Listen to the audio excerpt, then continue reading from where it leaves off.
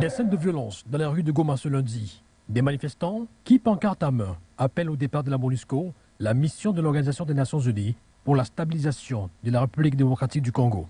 Présente en RDC depuis plus de 22 ans et totalisant aujourd'hui 14 000 casques bleus, la mission onusienne peine toutefois à sécuriser l'est du pays où se multiplient des violences et exactions perpétrées par des rebelles et groupes armés.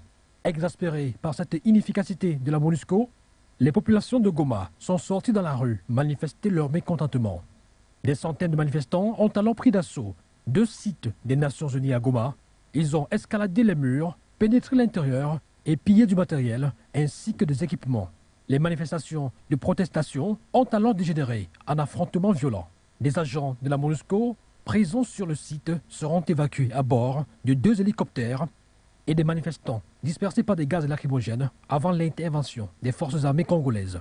Si plusieurs manifestants ont été interpellés, un bilan encore non officiel fait état de 5 morts et 50 blessés. Et d'après le chef adjoint de la mission onusienne, M. Kazim Diagne, les dégâts matériels s'élèvent à plusieurs centaines de milliers de dollars suite à ces manifestations.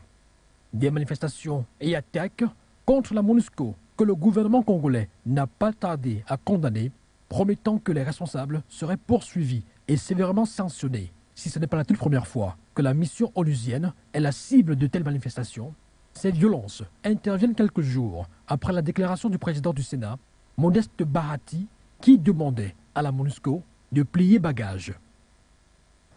Et c'est sur ce que nous refermons cette édition du Grand Journal.